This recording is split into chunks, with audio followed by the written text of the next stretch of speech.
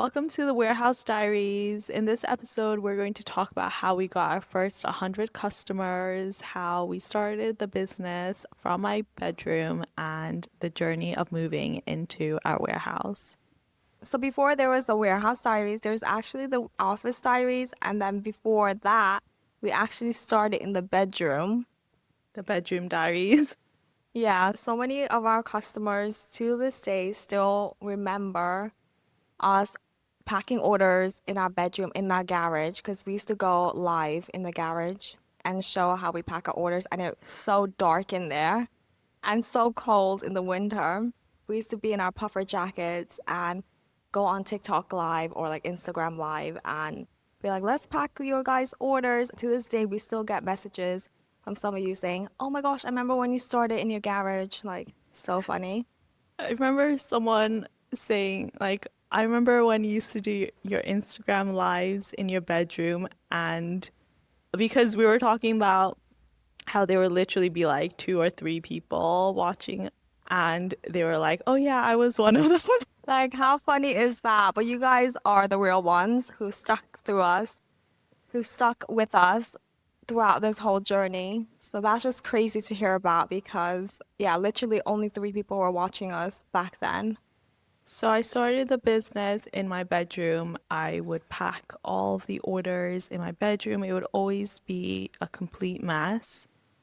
I think I probably packed the first 100 orders in my bedroom. Then we eventually started taking over the garage in my parents' house and then the living room. Yeah, it was so crazy because when our stock deliveries would come, all the boxes would be stacked in the living room, and our parents would be like, "Oh my gosh, you got another delivery!" Like the living room is so messy, and we'd be like, "Yeah, we're just sorting it out. Like, don't worry about it."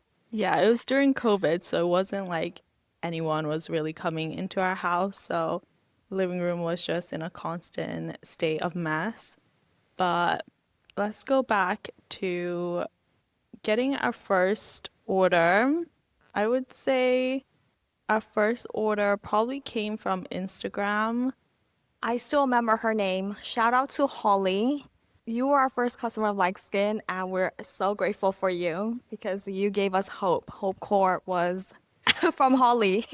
She posted on her Instagram stories of the starter pack, which was basically the only product that was available on the website.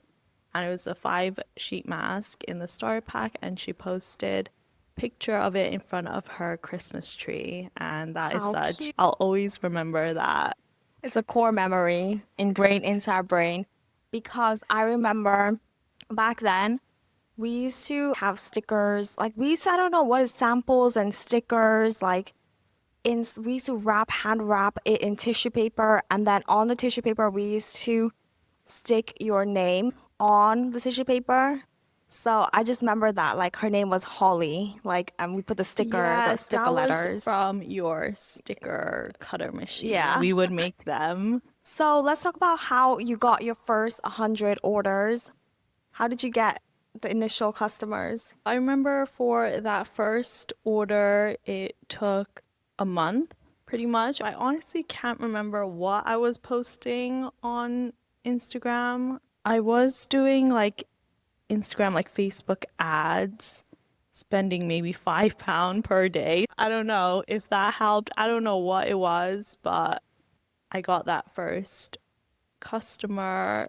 And then after that, I didn't get a single order for until, oh no, actually, I think the first 10 We're from Instagram. were from Instagram, now that I remember. But this was across a period of like 3 months. I probably got 10 orders. Sporadically, yeah. Yeah, then I started posting on TikTok, and I remember in February, I remember posting a TikTok because I had started posting on TikTok like from the beginning of starting my business or maybe like a month after. But in February, one of my TikTok videos I posted started getting some views. It, I think, got like 80K views within a few hours. when the orders started coming in, I was like, I've made it. Yeah. So there was after our first 10 orders, which we got throughout 3 months, there was like a drought period because there would be days where you would get no orders. We would just feel like we just got to keep pushing through. Even though it was so hard to believe in ourselves, we were just like, we can do this. I remember our mom always used to be like, when she used to come home from work and she would ask you, did you get any orders today? I remember you telling me this, like, oh yeah, mom, like she asked me today, did you get any orders today? And I said no, but and then she was like, yeah, I think it's time for you to get a job now because it's not really working out. And and we would feel like so disheartened, but also we would feel so motivated at the same time. I used to be like, mom said that, whatever, ignore her. Don't listen to her. Come on, we can do this. Let's post more on TikTok. I don't really remember much of that period, but I do remember you coming home from work. I just remember you being really supportive. And if I got an order, then we would like celebrate, but we would do it like silently in the kitchen because we were so excited from that one order. If someone were to see us celebrating, they'd think like, oh, we got 1,000 orders that day. But to us, it was like everything. After that initial like drop period, when you got your first viral TikTok, it was like, yes, we made it. Like literally back then, even when you gone viral, 80K views, it converted so well. We literally got, I would say, probably like 50 plus orders from that viral TikTok within 24 Yeah, hours. back in the day, like if you got 100K views on a TikTok, that would be considered viral, I would say. I don't know. That's what I considered viral. I remember from that one TikTok, like just the orders coming in, and within that day, I probably got 15 consecutive orders, which we had never gotten before. And I remember crying actually. Oh my God. Oh, you cried. I need to tell me. But literally, it was like our saving point. It was like our saving grace. Yeah, that was the only time I think in my life I probably cried from happiness, or maybe it was just like sheer relief. I just had that belief like I can do this. I thought like all I need to do is replicate this every day or just get 15 orders every week, and then I could continue doing this business.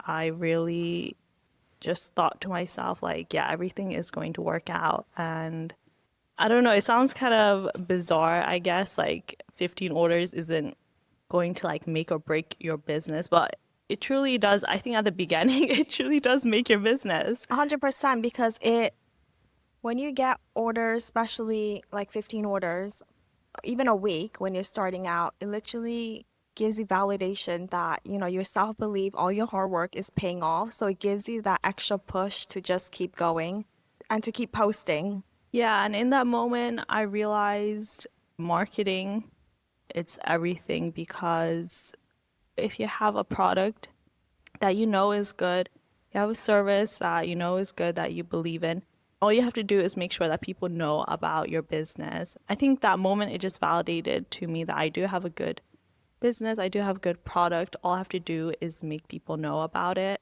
And there's no better way for people to know about your business than posting on social media and showing the behind the scenes. And I think, yeah, the viral video was packing an order. People love seeing like the founder and like what goes behind the business. I think there was that storytelling aspect of it because I had posted videos of me packing before, but I remember in that video, I just shared more of my journey. So you went viral with a one product, which was a starter pack, which consists of 5 sheet masks.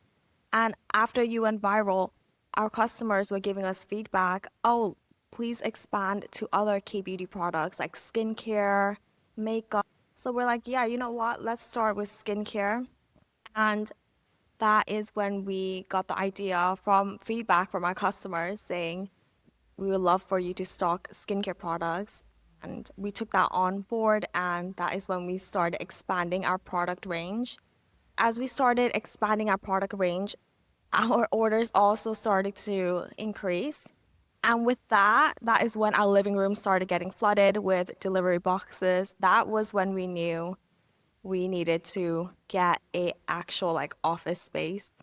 We ended up getting an office space about 1 year after starting the business. I remember that day where I was sending the email to request a viewing for the office that we wanted and just feeling so nervous just to send that one email because it felt like a big next step in that moment.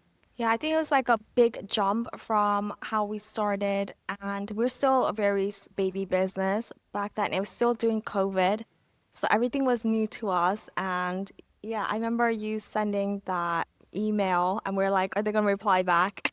Are we gonna get accepted to go see the viewing? And we only viewed one office, I think, Yeah. and we ended up getting it. Yeah, it was the perfect size for us to expand our business. I remember that office room size was probably no bigger than like 250 square foot. But I remember our parents saying, like, no, this is way too big. When we did move all our stock into it, it did feel really big. Yeah, like all of our little like drawers of where we put our stock in, yeah, it looked really tiny in our office compared to the garage. Yes. But I remember thinking in my head, like, we can comfortably afford the rent. And it was really low risk because I think we just signed on to maybe 3 or 6 months. I can't quite remember. But again, this was during COVID and the offices were pretty much empty. So I think there was more like flexibility. Yes, and I remember we were also nervous moving into the office because essentially we thought all the offices around us were all like proper offices where people go in with their laptop and they just sit there and like work on their computer. While we were going to have like, like stock deliveries, packing orders and shipping it out.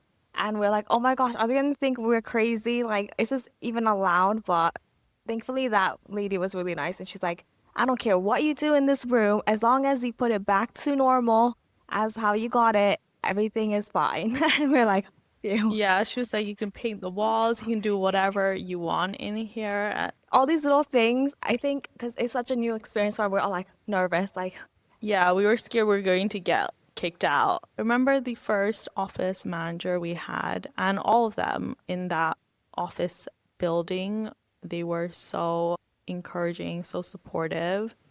I think that was like the really, perfect experience, first experience to have of getting our office because up to that point, everyone I was talking to, like the suppliers, it was all through online. Well, they were like international, of course. So every interaction I had was online. And I think there's a lot of benefits when you're not talking to people face to face. They're less likely to pass judgment onto you and have preconceived notions based on how you look or just whatever. And so that experience was just really encouraging. Just in hindsight, I'm so much more appreciative of them because not everyone is so, supportive, yeah, or just kind of even open to helping you out helping you out with or with not nothing pass, in return. Yeah. yeah, or not passing judgment or kind of looking down on you or being condescending. I think there's a lot of negative experiences that I've had. So just to have such positive experiences at the beginning, I think really helped. It just felt like everything was going so smoothly. I just look back at that period and think like, wow, everything was really amazing back Yeah. then. Like everything was just working out. Yes, I always think back then it was just aligned for you. Like the stars were aligned for you, for your business to do really well. Even though, it had a bumpy start in the beginning, but after that little hump, like things were working out so well. And then, so we settled into the office, which was really great. And then, after our first office, we also expanded to, at the end, we end up getting three different offices. We ended up staying at that office building for about 2.5 years. In those offices, we hired our first employees, which was again a new experience. And yeah, we learned a lot throughout all of that. You have more responsibility, you have more pressure. Like it just gets even higher. Like the stakes get higher once you start employing other people into the business. So that was a new learning curve. We just experienced a lot of growing pains in those offices because we were doing everything for the first time. Looking back, I really appreciate those times in those offices because it was really nice. The services were nice. Like everything was included in the bills. Like if there was a repair needed done, like they'll fix it for you. So that was really great. The not so great thing was that we were located on the second floor. When we had huge deliveries of pallets, of stock, of like packaging boxes, it would literally be a struggle because we would have to drag it up the lift and then into our offices with our trolley. And yeah, that was like a huge task on delivery days. We'd be like, okay, today is delivery day. Like, we have to be on top of it. In the most inconvenient times, the lift would be broken. Like, there would be some weeks where we had no delivery, so it was fine. But on those one day that we had a huge delivery, the lift would be broken for like a week.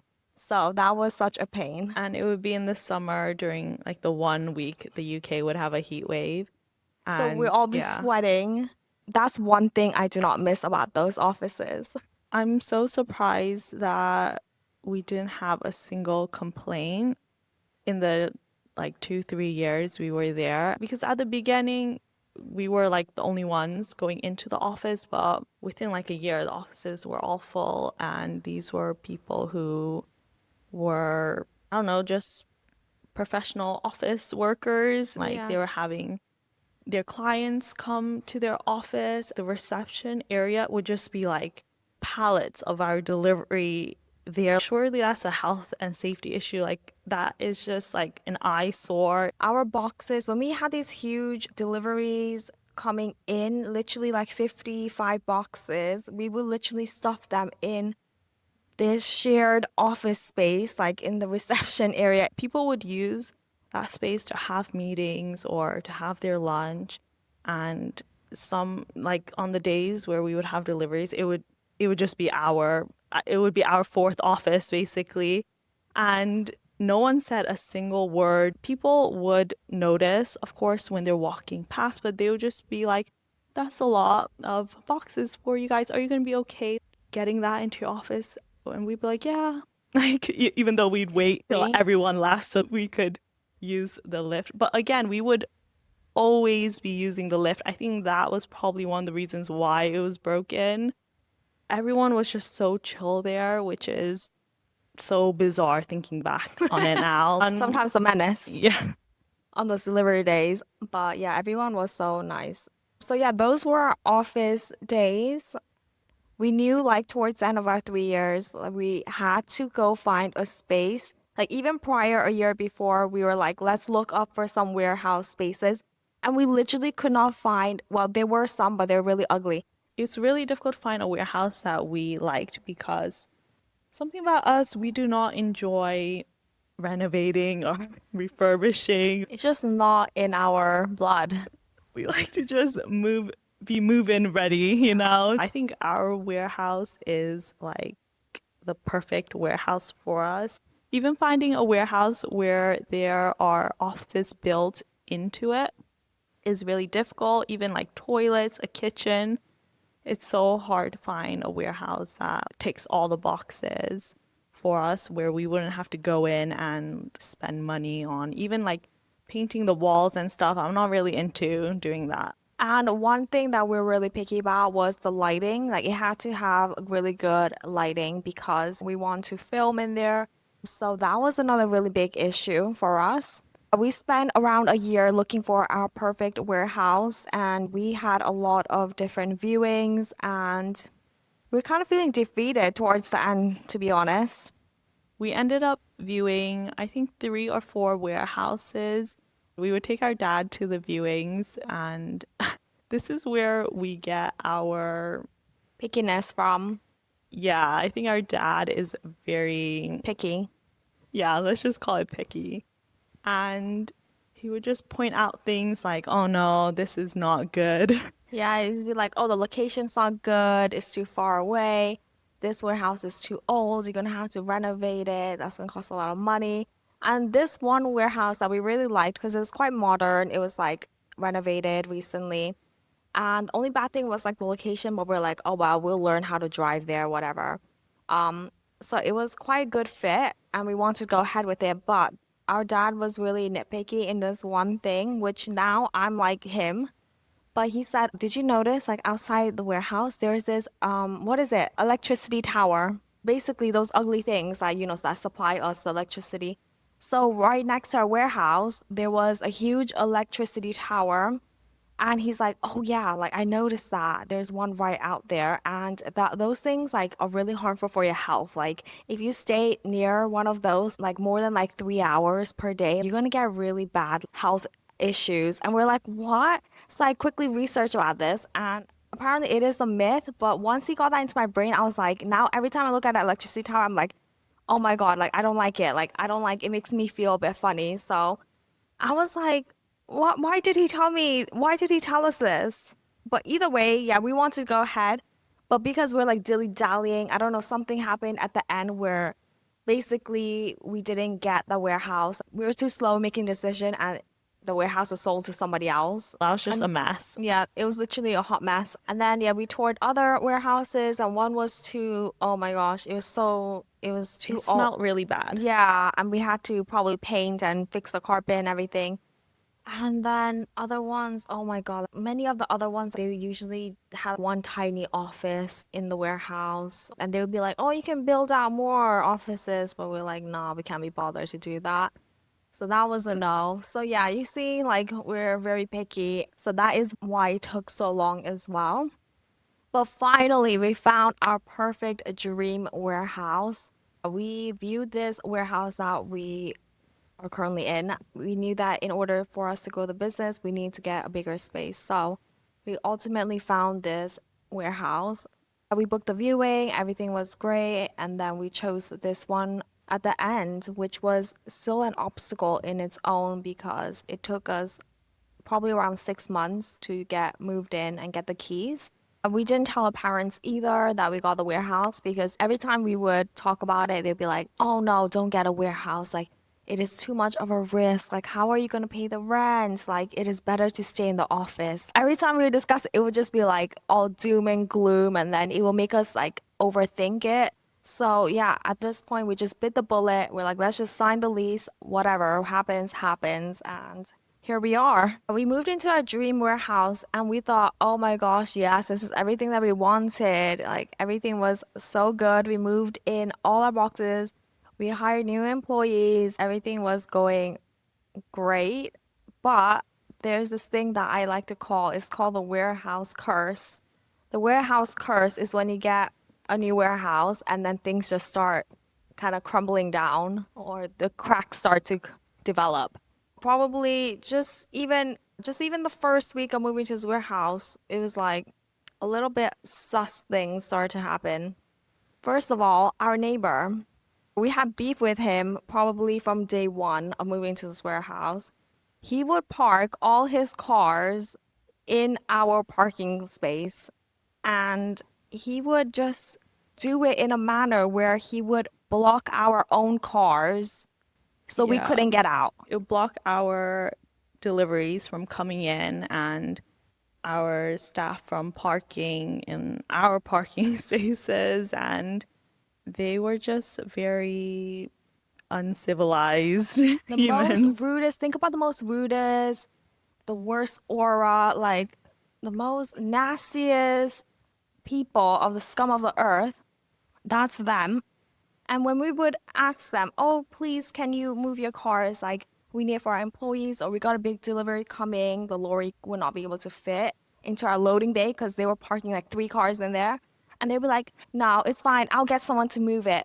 But they wouldn't move it. No, they would just say like five excuses like, oh, I don't have the keys. I don't know whose car that is. Like, whatever excuse they could come out of their butthole, they were just like spewing the most bullshit. And they were, yeah, let's just say they're a very well-known car renting business, and they obviously would have so many cars. That was their business. It was just such a huge issue, and it didn't need to be if they just stayed in their own lane. But obviously, like they just had too many cars. When we complained to the landlord, they were like saying, "Oh, don't worry, they're going to move out in 2 months." But if they were just normal people, they could have just spoke to us. They could have asked and just been like polite about it, but they were just so unreasonable. Yeah, so we had that whole fiasco. Like I said, like from day one, like it was just really bad vibes from them. No one in our warehouse business park, whatever you want to call it, liked them because they would also use other businesses' car parking spaces as well. And I remember one day the woman from one of the neighboring warehouses came over to us and gave us a number and was like, call this and complain about them. And we had already spoken to the landlord and stuff, and obviously everyone was complaining about them. I would literally be out there like arguing with them, like move your car, like every single day. So much to the point that we went on Amazon and bought parking cones, traffic cones, those orange cones where you like allocate on your parking space so like no one parks in it. And sometimes they would even move those cones and park their own car, which is so rude. Yeah, I remember the other warehouse also, they bought like signs to put Yeah, on say like do not park here. Anyway, yeah. So there were bad vibes from the beginning. And then there was this turning point which really solidified. our beef with them. Yeah, basically, we were growing the business, so we were hiring more people, new laptops, and also new iPads as well. So we ordered it from Apple. When we checked the tracking that morning, it said it was delivered. We're like, huh, that's strange. If it's not delivered to us, like we were in all that morning. And the delivery picture showed proof that they had delivered it to the warehouse next door to us. So basically, our neighbor stole 3,000 pounds from us. And the worst part is when you went to confront them, they were completely lying and saying, no, we never received the delivery. I think they were just taking the piss. I said, oh, can I talk to your manager? Like, I want to speak to your manager. And they're like, oh, our manager's in the hospital. Your manager's not in the hospital. Yeah, it was just, they would just say whatever. We had to make a police report at the end, but obviously the police did nothing. Thank goodness they've moved out now, but even after they moved out, we still had issues with them. We had this one incident where our delivery got sent to their new address. I don't even know how this happened. I feel like something's going on with the delivery drivers and them. They're like in cahoots or something to make our lives difficult.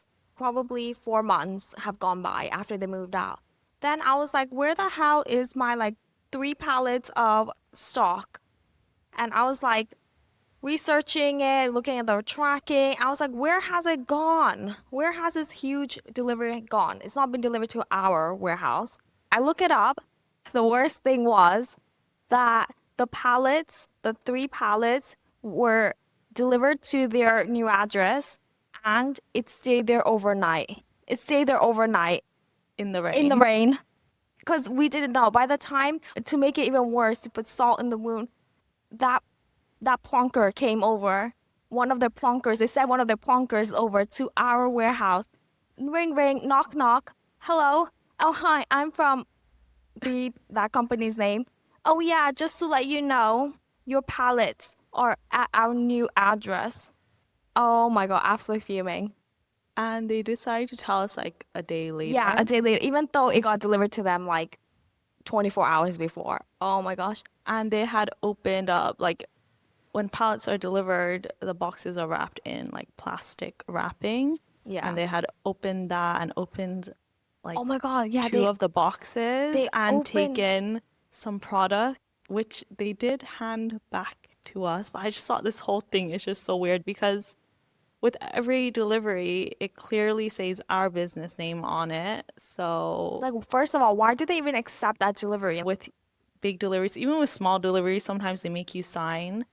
They could have just easily said, actually, their address is, because they were right next to us before. So they could have easily redirected it. So literally, we had to get into our own cars and drive to their new address. Because the delivery company was basically only going to organize a collection for them like the day later. Yeah. And again, it was going to rain. It was raining when we went to pick it up as well. So, what a humbling It experience. was truly humbling. It's the warehouse curse. Yeah, I the don't know. warehouse curse. Yeah, we call it the warehouse curse. You think, oh my gosh, yeah, I found the perfect space. It's time to grind now. We can finally go full send. But no, life has a funny way of humbling you. Now it's just like a funny thing and we can laugh back at it. But at that time, we were not laughing. Like they done us so dirty. Not once, but like multiple times, you know. They've robbed us. They humiliated us. They humbled us disgracefully. They berated us. They harassed us. They stole our parking spaces. They stole goods from us. They wanted to steal, probably. Like we said, we're so surprised they didn't steal the goods from the pallets when it was got delivered to them. Shocking, absolutely shocking. But now, like nothing will surprise me after that experience, after meeting those type of, I don't know if I can even call them humans. I've just learned I can deal with any type of people, you know, because yeah, There's even more crazier stories, honestly, but maybe one day we'll share them.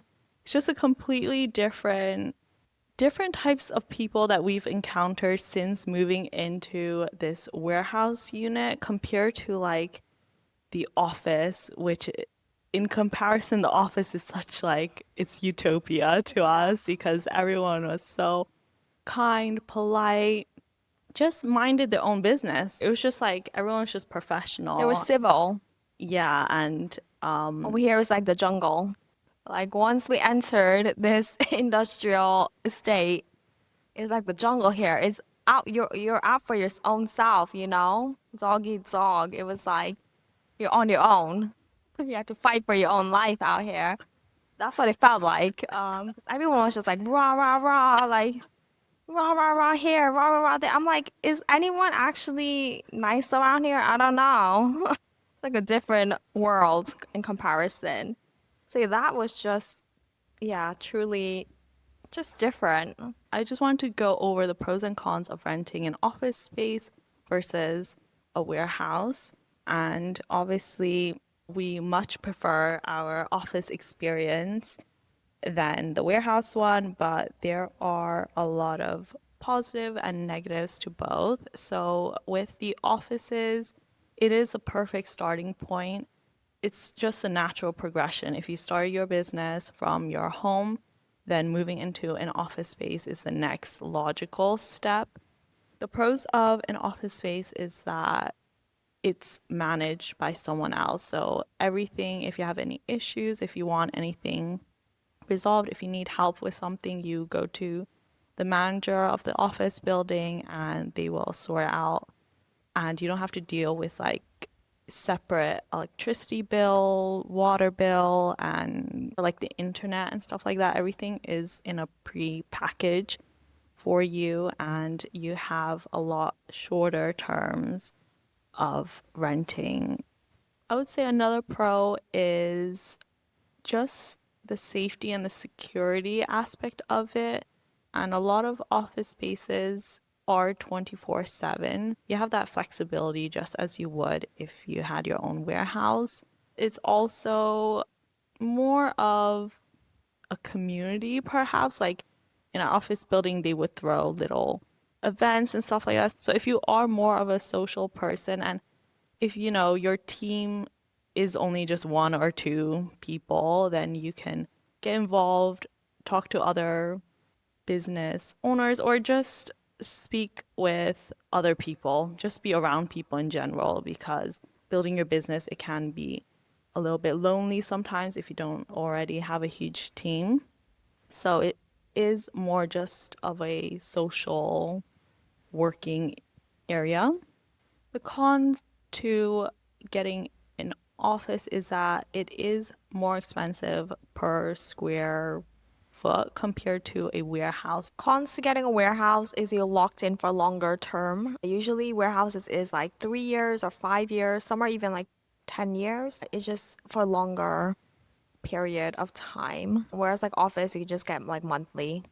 So another con to warehouse is you have to just manage your own warehouse unit. Like if you want to get it cleaned, that's another expense that you got to pay yourself, like the electricity, Wi-Fi, everything. You got to take care of it yourself.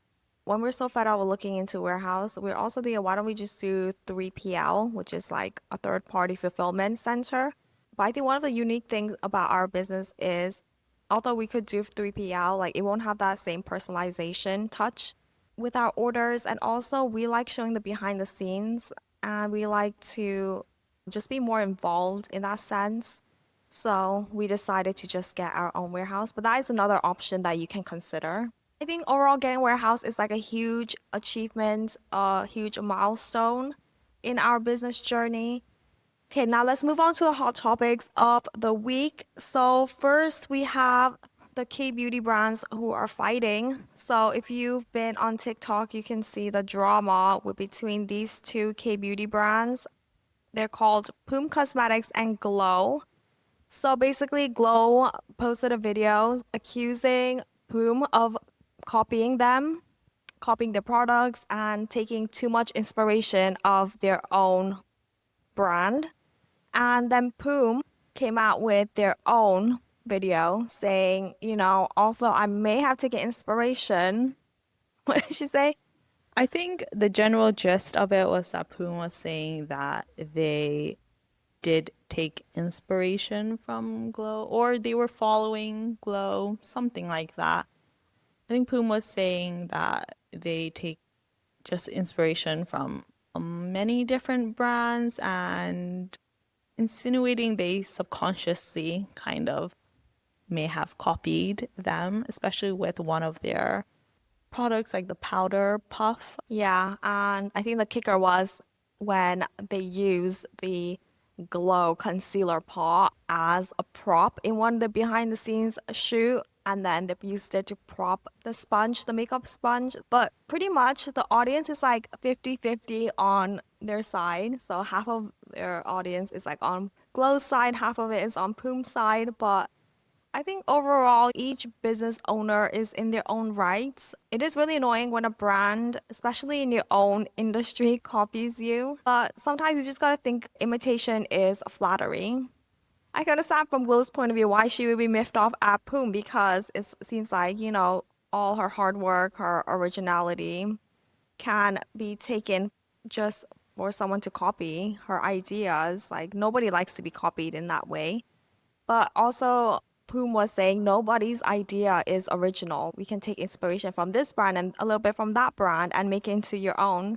I don't know, it's so hard to have a business, and we don't even know from like creating your own product, that kind of perspective. I think you're even more protective of your product. So I think it's just really difficult. Ultimately, I think there were a lot of rookie mistakes made from Poom. Like you should try to have a lot of brand separation from your competitors in a similar space. And I think, at least for me, I always try and look for inspiration outside of whatever industry we're in. Like for our branding and stuff like that, I've never looked at any of our competitors and thought like that's a good idea. I'll look at like completely different, not even in the beauty industry, just like in, I don't know, like an ice cream company or someone who's doing something different in their field. And I'll look at that and get inspiration from that rather than the typical thing where you go on Pinterest, you create your mood board, and you have like 10 different brands that are very similar to you and get inspiration from that. I think that's where everything starts to blend together and look and feel the same. But it is really hard to have originality. I think it's much easier to just see what's out there, see what. Already exists. I think also when you see a bigger business kind of punching down, even though they might be well within their right to call them out, it's not really the most professional way to go about it. But at that stage, what can you do? You get to a space in business where the competitors are going at each other and It can get kind of nasty. Meow. yeah, I think business is just very cutthroat and it's easier to go after a small business. And that's why, as a small business, you have to try to distinguish yourself from other businesses already in that space. So I think it's just a good learning experience, I guess you can call it. And I think Poom's response was the best that could have been given. Yeah, at the end of the day, when you start a business, be prepared to be copied because that's just the name of the game. And I think the only way to deal with it is, yeah, you gotta choose your own battles, you know, you gotta pick your battles. Ultimately, you gotta have a bulletproof mindset that say, oh, although someone is copying me, like you're already 10 steps ahead of them. So if your business, try not to copy other businesses. And if you are being copied, try to rise above it and be a bigger person, I guess, or, call them out. It's up to you at the end of the day. Clock it. Okay, now moving on to our second topic. So next topic that I wanted to discuss was that Omicole recently announced that they are closing down, and if you haven't heard about them, they're inclusive beauty brand, which are more popular in the US because they're in the Sephora stores over there. But yeah, it just made me realize that yeah, a lot of beauty brands, they are, because I believe it is recession core, that they are struggling. And even though you're in Sephora stores, that it can still be really hard behind the scenes and it can ultimately lead you to like closing down your business due to many other external factors that you cannot really control. When I look at brands, or before at least, when I looked at brands that were being sold in Sephora or these other huge retailers, you just think, wow, that's so amazing. They've made it.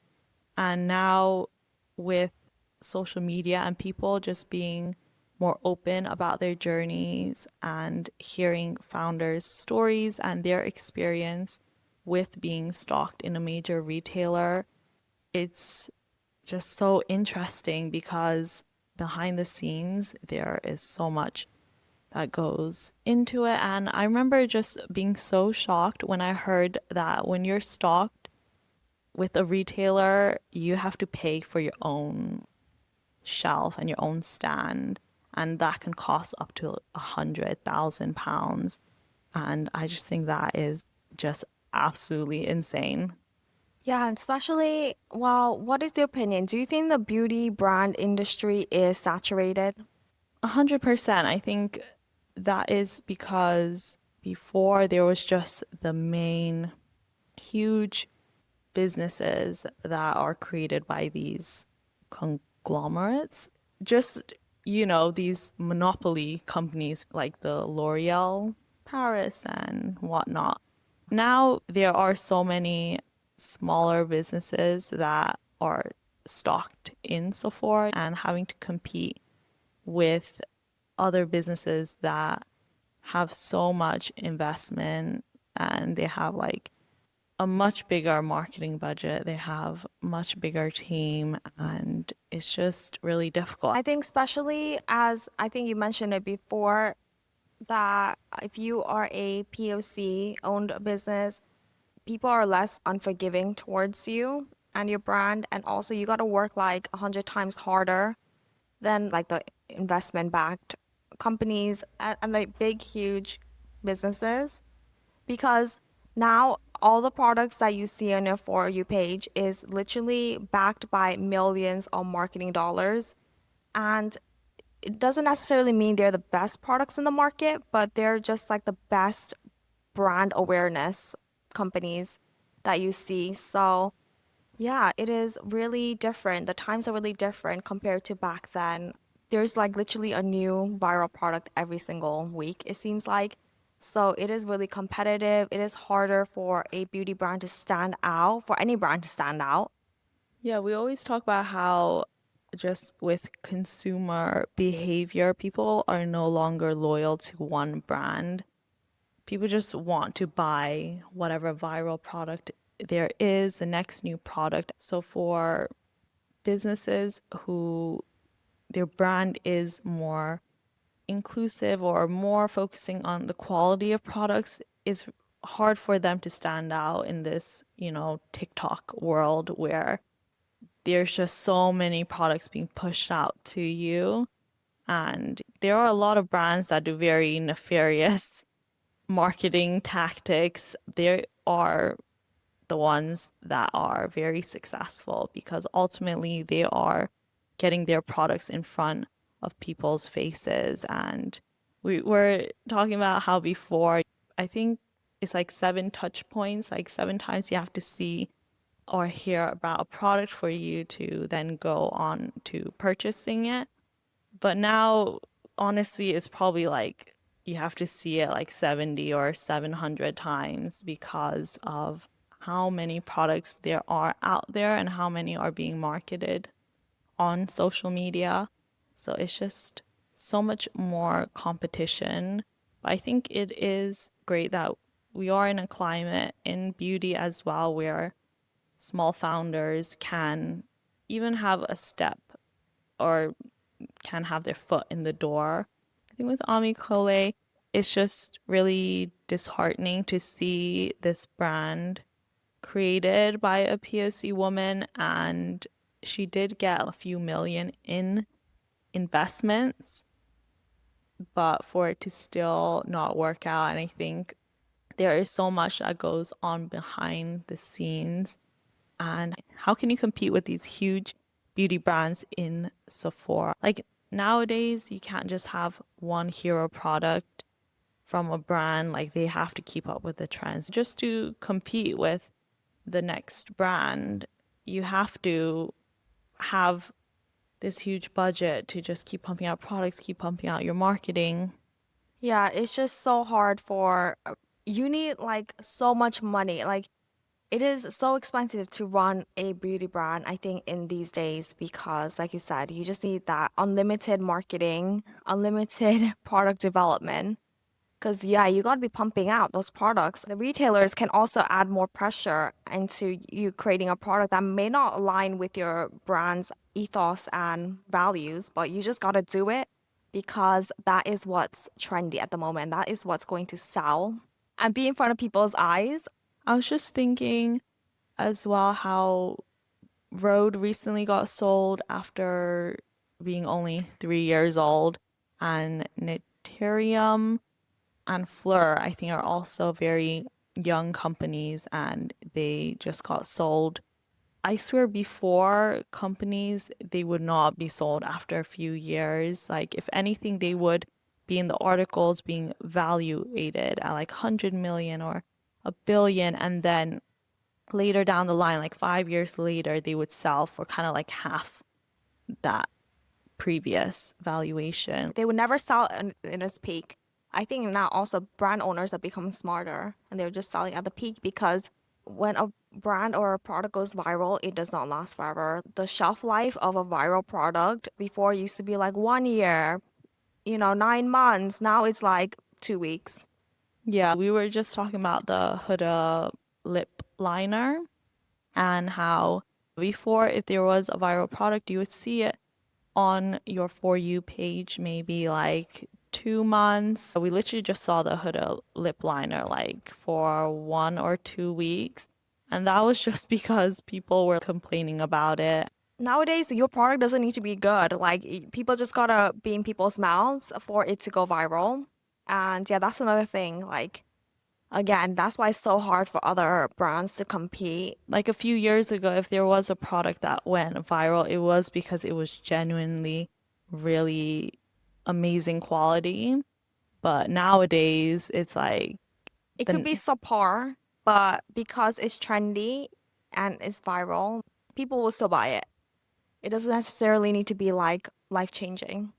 But that's just the name of the game, and I'm not hating on anything because that's just what you got to do to survive in this economy. You know what I'm saying?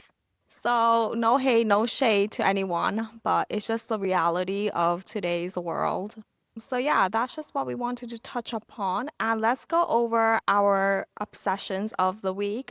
So, this week I'm obsessed with my nails. I finally found the perfect chrome powder for my nails. Literally, I've been searching for 1 year to find the perfect chrome that doesn't turn my nail like silver. So this one has a perfect like a pearl icy look to them, which I love. So that's what I'm obsessed with. And what about you? I'm obsessed with, I hate to say it, but with online shopping, there is nothing in particular I'm obsessed with right now. You I've just love treating yourself. just been doing a lot of online shopping. But you know what? I'll be ordering and then I'll be returning like 75% of it because I think with clothes especially, Sometimes it's nothing yeah. be fitting. Like Yeah, but it's fun. It's fun to try out new clothes and, pick your different outfits. So why not treat yourself? So that's the end of our episode. I hope you enjoyed listening to us. thank you for watching or listening to our podcast. So see you in the next one.